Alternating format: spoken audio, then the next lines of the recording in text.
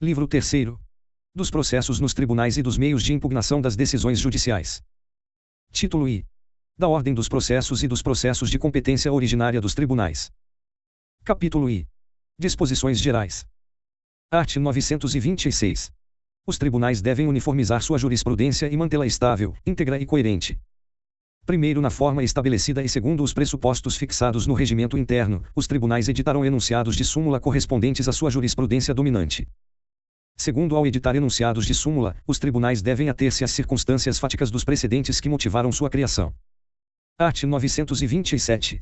Os juízes e os tribunais observarão as decisões do Supremo Tribunal Federal em controle concentrado de constitucionalidade, os enunciados de súmula vinculante, os acórdãos em incidente de assunção de competência ou de resolução de demandas repetitivas e em julgamento de recursos extraordinário e especial repetitivos, os enunciados das súmulas do Supremo Tribunal Federal em matéria constitucional e do Superior Tribunal de Justiça em matéria infraconstitucional, a orientação do plenário ou do órgão especial aos quais estiverem vinculados.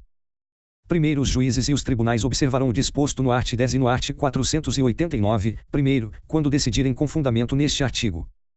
Segundo, a alteração de tese jurídica adotada em enunciado de súmula ou em julgamento de casos repetitivos poderá ser precedida de audiências públicas e da participação de pessoas, órgãos ou entidades que possam contribuir para a rediscussão da tese.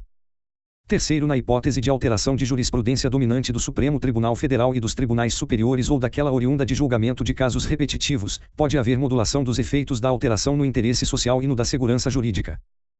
Quarto, a modificação de enunciado de súmula, de jurisprudência pacificada ou de tese adotada em julgamento de casos repetitivos observará a necessidade de fundamentação adequada e específica, considerando os princípios da segurança jurídica, da proteção da confiança e da isonomia. Quinto, os tribunais darão publicidade a seus precedentes, organizando-os por questão jurídica decidida e divulgando-os, preferencialmente, na rede mundial de computadores. Art. 928. Para os fins deste Código, considera-se julgamento de casos repetitivos a decisão proferida em incidente de resolução de demandas repetitivas, recursos especial e extraordinário repetitivos. Parágrafo único. O julgamento de casos repetitivos tem por objeto questão de direito material ou processual. Capítulo 2. Da ordem dos processos no tribunal. Art. 929. Os autos serão registrados no protocolo do tribunal no dia de sua entrada, cabendo à secretaria ordená-los, com imediata distribuição. Parágrafo único. A critério do tribunal, os serviços de protocolo poderão ser descentralizados, mediante delegação a ofícios de justiça de primeiro grau. Art. 930. Far-se-á a distribuição de acordo com o regimento interno do tribunal, observando-se a alternatividade, o sorteio eletrônico e a publicidade. Parágrafo único. O primeiro recurso protocolado no tribunal tornará prevento o relator para eventual recurso subsequente interposto no mesmo processo ou em processo conexo. Art. 931. Distribuídos, os autos serão imediatamente conclusos ao relator, que, em 30 dias, depois de elaborar o voto, restituí-los-á, com relatório, à secretaria. Art. 932. Incumbe ao relator dirigir e ordenar o processo no tribunal, inclusive em relação à produção de prova, bem como, quando for o caso, homologar a autocomposição das partes. Apreciar o pedido de tutela provisória nos recursos e nos processos de competência originária do tribunal. Não conhecer de recurso inadmissível, prejudicado ou que não tenha impugnado especificamente os fundamentos da decisão recorrida. Negar provimento a recurso que for contrário à súmula do Supremo Tribunal Federal, do Superior Tribunal de Justiça ou do próprio tribunal. Acórdão proferido pelo Supremo Tribunal Federal ou pelo Superior Tribunal de Justiça em julgamento de recursos repetitivos. Entendimento firmado em incidente de resolução de demandas repetitivas ou de assunção de competência. Depois de facultada a apresentação de contrarrações, dar provimento ao recurso se a decisão recorrida for contrária à súmula do Supremo Tribunal Federal, do Superior Tribunal de Justiça ou do próprio tribunal. Acórdão proferido pelo Supremo Tribunal Federal ou pelo Superior Tribunal de Justiça em julgamento de recursos repetitivos. Entendimento firmado em incidente de resolução de demandas repetitivas ou de assunção de competência. Decidir o incidente de desconsideração da personalidade jurídica, quando este for instaurado originariamente perante o tribunal. Determinar a intimação do Ministério Público, quando for o caso. Exercer outras atribuições estabelecidas no regimento interno do tribunal. Parágrafo único. Antes de considerar inadmissível o recurso, o relator concederá o prazo de 5 dias ao recorrente para que seja sanado o vício ou complementada a documentação exigível. Art. 933. Se o relator constatar a ocorrência de fato superveniente à decisão recorrida ou a existência de questão apreciável de ofício ainda não examinada que devam ser considerados no julgamento do recurso, intimará as partes para que se manifestem no prazo de 5 dias. Primeiro, se a constatação ocorrer durante a sessão de julgamento, esse será imediatamente suspenso a fim de que as partes se manifestem especificamente. Segundo, se a constatação se der em vista dos autos, deverá o juiz que a solicitou encaminhá-los ao relator, que tomará as providências previstas no caput e, em seguida, solicitará a inclusão do feito em pauta para prosseguimento do julgamento, com submissão integral da nova questão aos julgadores. Art. 934. Em seguida, os autos serão apresentados ao presidente, que designará dia para julgamento, ordenando, em todas as hipóteses previstas neste livro, a publicação da pauta no órgão oficial. Art. 935. Entre a data de publicação da pauta e a da sessão de julgamento decorrerá, pelo menos, o prazo de 5 dias, incluindo-se em nova pauta os processos que não tenham sido julgados, salvo aqueles cujo julgamento tiver sido expressamente adiado para a primeira sessão seguinte. Primeiro, às partes será permitida a vista dos autos em cartório após a publicação da pauta de julgamento. Segundo, afixar-se-á a pauta na entrada da sala em que se realizar a sessão de julgamento. Art. 936. Ressalvadas as preferências legais e regimentais, os recursos, a remessa necessária e os processos de competência originária serão julgados na seguinte ordem: aqueles nos quais houver sustentação oral, observada a ordem dos requerimentos. Os requerimentos de preferência apresentados até o início da sessão de julgamento. Aqueles cujo julgamento tenha iniciado em sessão anterior, e os demais casos. Art. 937.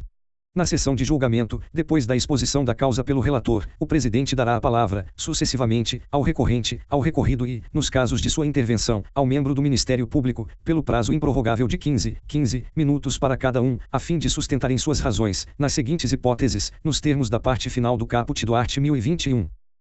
No recurso de apelação. No recurso ordinário. No recurso especial. No recurso extraordinário. Nos embargos de divergência. Na ação rescisória, no mandado de segurança e na reclamação. E, no agravo de instrumento interposto contra decisões interlocutórias que versem sobre tutelas provisórias de urgência ou da evidência.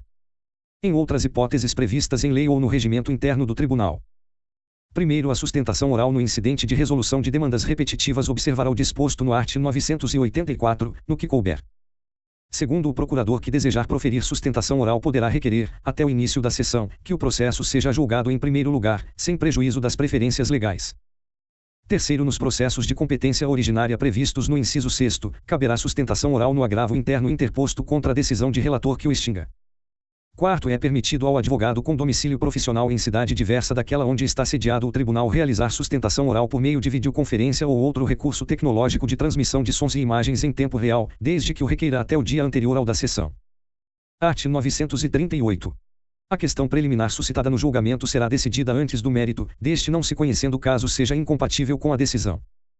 Primeiro, constatada a ocorrência de vício sanável, inclusive aquele que possa ser conhecido de ofício, o relator determinará a realização ou a renovação do ato processual, no próprio tribunal ou em primeiro grau de jurisdição, intimadas as partes.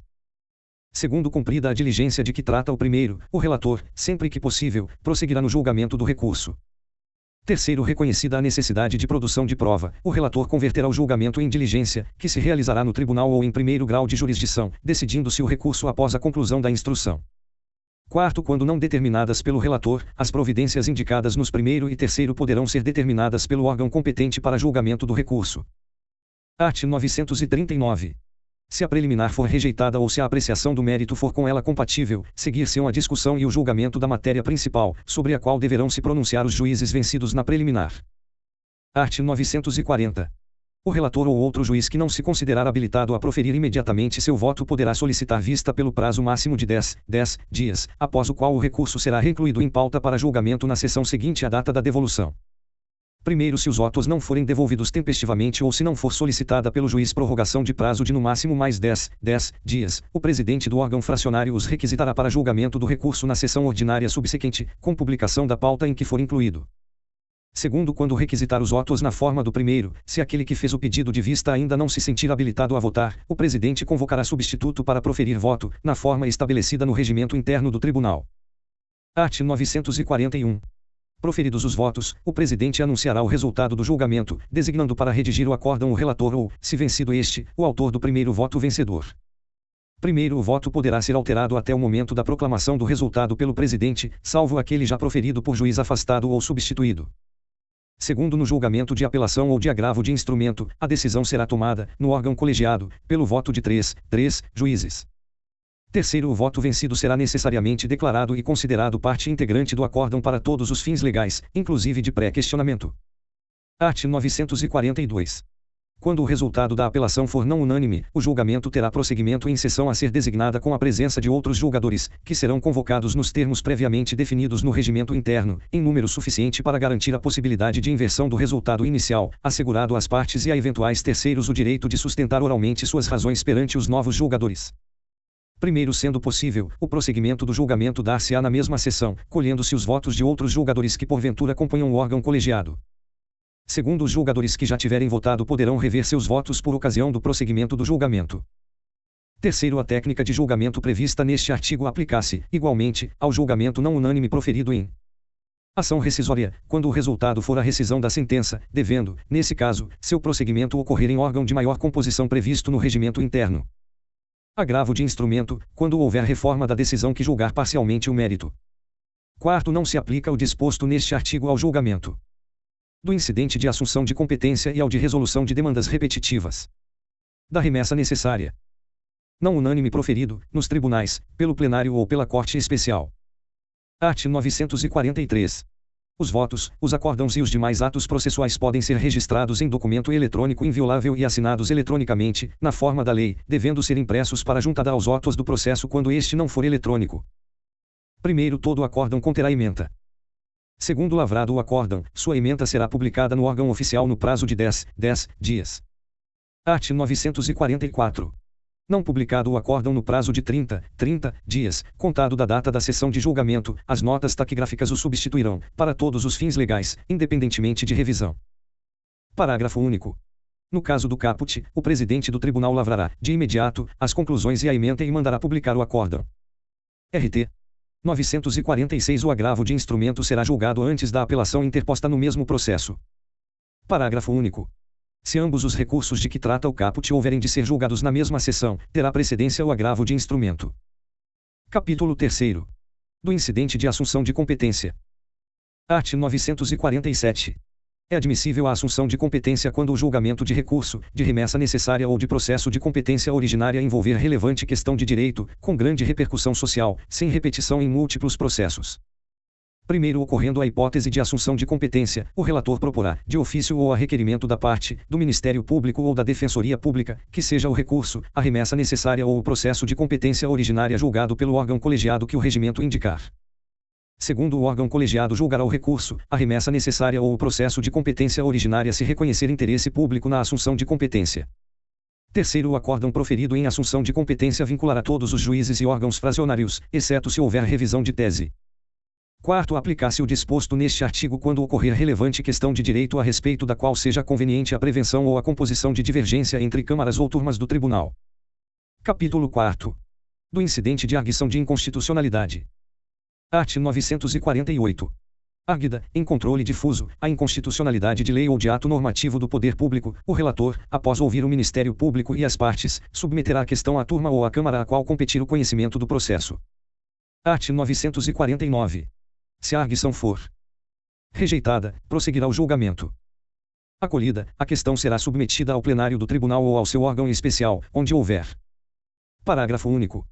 Os órgãos fracionários dos tribunais não submeterão ao plenário ou ao órgão especial a arguição de inconstitucionalidade quando já houver pronunciamento destes ou do plenário do Supremo Tribunal Federal sobre a questão. Art. 950. Remetida cópia do acórdão a todos os juízes, o presidente do tribunal designará a sessão de julgamento. Primeiro, as pessoas jurídicas de direito público responsáveis pela edição do ato questionado poderão manifestar-se no incidente de inconstitucionalidade se assim o requererem, observados os prazos e as condições previstos no regimento interno do tribunal. Segundo, a parte legitimada à propositura das ações previstas no art. 103 da Constituição Federal poderá manifestar-se, por escrito, sobre a questão constitucional objeto de apreciação, no prazo previsto pelo regimento interno, sendo-lhe assegurado o direito de apresentar memoriais ou de requerer a juntada de documentos. Terceiro, considerando a relevância da matéria e a representatividade dos postulantes, o relator poderá admitir, por despacho irrecorrível, a manifestação de outros órgãos ou entidades. Capítulo V. Do conflito de competência. Art. 951. O conflito de competência pode ser suscitado por qualquer das partes, pelo Ministério Público ou pelo juiz. Parágrafo único. O Ministério Público somente será ouvido nos conflitos de competência relativos aos processos previstos no art. 178, mas terá qualidade de parte nos conflitos que suscitar. Art. 952. Não pode suscitar conflito a parte que, no processo, arguiu incompetência relativa. Parágrafo único. O conflito de competência não obsta, porém, a que a parte que não o arguiu suscite a incompetência. Art. 953. O conflito será suscitado ao tribunal. Pelo juiz, por ofício. Pela parte e pelo Ministério Público, por petição. Parágrafo único. O ofício e a petição serão instruídos com os documentos necessários à prova do conflito. Art. 954. Após a distribuição, o relator determinará a oitiva dos juízes em conflito ou, se um deles for suscitante, apenas do suscitado. Parágrafo único. No prazo designado pelo relator, incumbirá ao juiz ou aos juízes prestar as informações. Art. 955. O relator poderá, de ofício ou a requerimento de qualquer das partes, determinar, quando o conflito for positivo, o sobrestamento do processo e, nesse caso, bem como no de conflito negativo, designará um dos juízes para resolver, em caráter provisório, as medidas urgentes. Parágrafo único. O relator poderá julgar de plano o conflito de competência quando sua decisão se fundar em súmula do Supremo Tribunal Federal, do Superior Tribunal de Justiça ou do próprio tribunal. Tese firmada em julgamento de casos repetitivos ou em incidente de assunção de competência. Art. 956. Decorrido o prazo designado pelo relator, será ouvido o Ministério Público, no prazo de 5 dias, ainda que as informações não tenham sido prestadas, e, em seguida, o conflito irá a julgamento. Art. 957. Ao decidir o conflito, o tribunal declarará qual o juízo competente, pronunciando-se também sobre a validade dos atos do juízo incompetente. Parágrafo único. Os autos do processo em que se manifestou o conflito serão remetidos ao juiz declarado competente. Art. 958. No conflito que envolva órgãos fracionários dos tribunais, desembargadores e juízes em exercício no tribunal, observar-se-á o que dispuser o regimento interno do tribunal. Art. 959. O regimento interno do tribunal regulará o processo e o julgamento do conflito de atribuições entre autoridade judiciária e autoridade administrativa. Capítulo 6º. Da homologação de decisão estrangeira e da concessão do exequatur à carta rogatória. Art. 960. A homologação de decisão estrangeira será requerida por ação de homologação de decisão estrangeira, salvo disposição especial em sentido contrário prevista em tratado. Primeiro, a decisão interlocutória estrangeira poderá ser executada no Brasil por meio de carta rogatória. Segundo, a homologação obedecerá ao que dispuserem os tratados em vigor no Brasil e o regimento interno do Superior Tribunal de Justiça. Terceiro, a homologação de decisão arbitral estrangeira obedecerá ao disposto em tratado e em lei, aplicando-se, subsidiariamente, as disposições deste capítulo. Art. 961. A decisão estrangeira somente terá eficácia no Brasil após a homologação de sentença estrangeira ou a concessão do exequatur às cartas rogatórias, salvo disposição em sentido contrário de lei ou tratado. Primeiro, é passível de homologação a decisão judicial definitiva, bem como a decisão não judicial que, pela lei brasileira, teria natureza jurisdicional. Segundo, a decisão estrangeira poderá ser homologada parcialmente. Terceiro, a autoridade judiciária brasileira poderá deferir pedidos de urgência e realizar atos de execução provisória no processo de homologação de decisão estrangeira. Quarto, haverá homologação de decisão estrangeira para fins de execução fiscal quando prevista em tratado ou em promessa de reciprocidade apresentada à autoridade brasileira. Quinto, a sentença estrangeira de divórcio consensual produz efeitos no Brasil, independentemente de homologação pelo Superior Tribunal de Justiça. Sexto, na hipótese do quinto, competirá a qualquer juiz examinar a validade da decisão, em caráter principal ou incidental, quando essa questão for suscitada em processo de sua competência. Art. 962. É passível de execução a decisão estrangeira concessiva de medida de urgência. Primeiro, a execução no Brasil de decisão interlocutória estrangeira concessiva de medida de urgência dar-se-á por carta rogatória. Segundo, a medida de urgência concedida sem audiência do réu poderá ser executada, desde que garantido o contraditório em momento posterior. Terceiro, o juízo sobre a urgência da medida compete exclusivamente à autoridade jurisdicional prolatora da decisão estrangeira. Quarto, quando dispensada a homologação para que a sentença estrangeira produza efeitos no Brasil, a decisão concessiva de medida de urgência dependerá, para produzir efeitos, de ter sua validade expressamente reconhecida pelo juiz competente para dar-lhe cumprimento, dispensada a homologação pelo Superior Tribunal de Justiça. Art. 963. Constituem requisitos indispensáveis à homologação da decisão: ser proferida por autoridade competente, ser precedida de citação regular, ainda que verificada a revelia, ser eficaz no país em que foi proferida, Não ofender a coisa julgada brasileira. Estar acompanhada de tradução oficial, salvo disposição que a dispense prevista em tratado. Não conter manifesta ofensa à ordem pública. Parágrafo único. Para a concessão do exequatur às cartas rogatórias, observar-se-ão os pressupostos previstos no caput deste artigo e no art. 962, segundo. Art. 964. Não será homologada a decisão estrangeira na hipótese de competência exclusiva da autoridade judiciária brasileira. Parágrafo único. O dispositivo também se aplica à concessão do exequatur à carta rogatória. Art. 965. O cumprimento de decisão estrangeira far-se-á perante o juízo federal competente, a requerimento da parte, conforme as normas estabelecidas para o cumprimento de decisão nacional. Parágrafo único. O pedido de execução deverá ser instruído com cópia autenticada da decisão homologatória ou do exequatur, conforme o caso. Capítulo 7º. Da ação rescisória. Art. 966. A decisão de mérito, transitada em julgado, pode ser rescindida quando se verificar que foi proferida por força de prevaricação, concussão ou corrupção do juiz. For proferida por juiz impedido ou por juízo absolutamente incompetente. Resultar de dolo ou coação da parte vencedora em detrimento da parte vencida ou, ainda, de simulação ou colusão entre as partes, a fim de fraudar a lei. Ofender a coisa julgada. Violar manifestamente norma jurídica. For fundada em prova cuja falsidade tenha sido apurada em processo criminal ou venha a ser demonstrada na própria ação rescisória. Obtiver o autor, posteriormente ao trânsito em julgado, prova nova cuja existência ignorava ou de que não pôde fazer uso, capaz, por si só, de lhe assegurar pronunciamento favorável. For fundada em erro de fato verificável do exame dos autos. Primeiro, a erro de fato quando a decisão rescindenda admitir fato inexistente ou quando considerar inexistente fato efetivamente ocorrido, sendo indispensável, em ambos os casos, que o fato não represente ponto controvertido sobre o qual o juiz deveria ter se pronunciado. Segundo, nas hipóteses previstas nos incisos do caput, será rescindível a decisão transitada em julgado que, embora não seja de mérito, impeça nova propositura da demanda, ou admissibilidade do recurso correspondente. Terceiro, a ação rescisória pode ter por objeto apenas um capítulo da decisão. Quarto, os atos de disposição de direitos, praticados pelas partes ou por outros participantes do processo e homologados pelo juízo, bem como os atos homologatórios praticados no curso da execução, estão sujeitos à anulação, nos termos da lei. Quinto, cabe ação rescisória, com fundamento no inciso V do caput deste artigo, contra a decisão baseada em enunciado de súmula ou acórdão proferido em julgamento de casos repetitivos que não tenha considerado a existência de distinção entre a questão discutida no processo e o padrão decisório que lhe deu fundamento. Sexto, quando a ação rescisória fundar-se na hipótese do quinto deste artigo, caberá ao autor, sob pena de inépcia, demonstrar, fundamentadamente, tratar-se de situação particularizada por hipótese fática distinta ou de questão jurídica não examinada, a impor outra solução jurídica. Art. 967. Tem legitimidade para propor a ação rescisória quem foi parte no processo ou o seu sucessor a título universal ou singular. O terceiro juridicamente interessado. O Ministério Público. Se não foi ouvido no processo em que lhe era obrigatória a intervenção. Quando a decisão rescindenda é o efeito de simulação ou de colusão das partes, a fim de fraudar a lei. Em outros casos em que se impõe a sua atuação. Aquele que não foi ouvido no processo em que lhe era obrigatória a intervenção. Parágrafo único.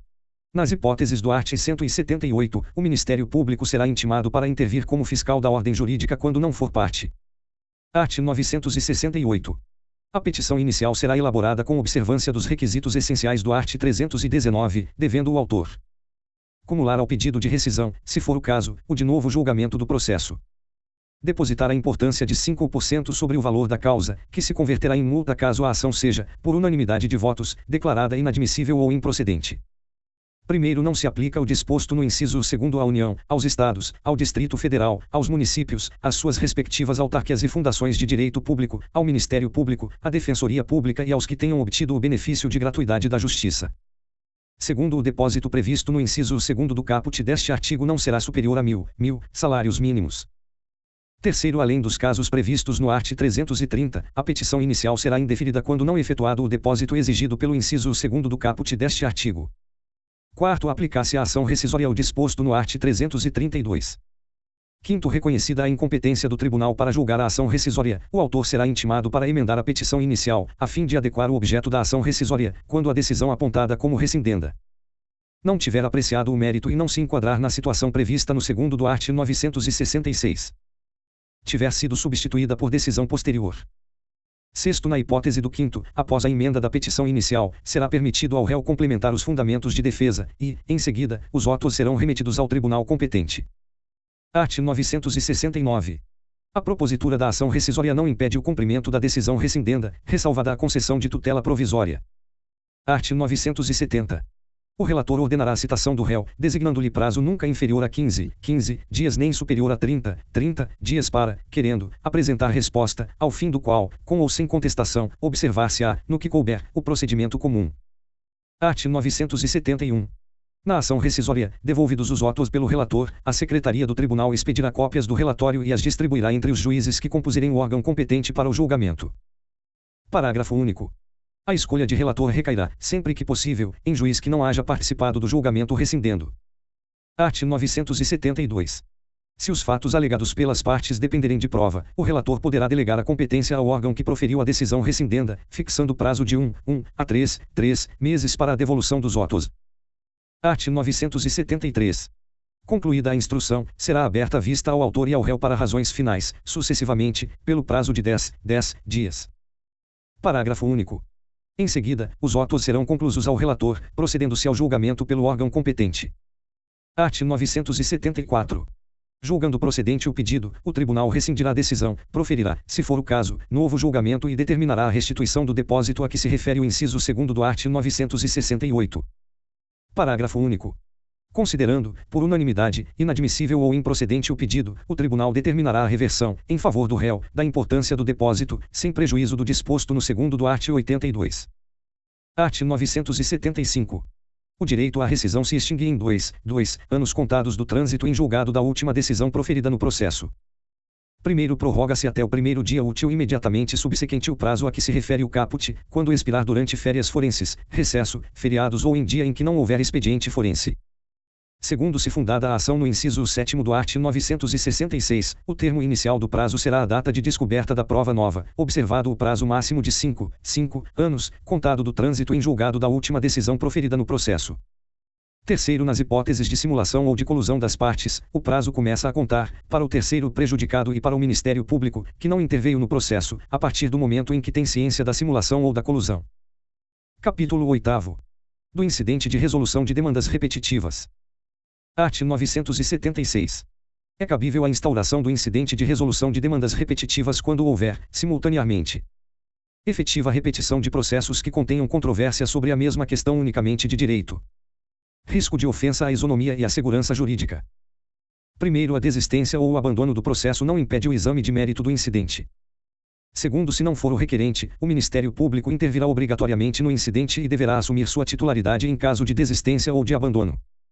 Terceiro, a inadmissão do incidente de resolução de demandas repetitivas por ausência de qualquer de seus pressupostos de admissibilidade não impede que, uma vez satisfeito o requisito, seja o incidente novamente suscitado.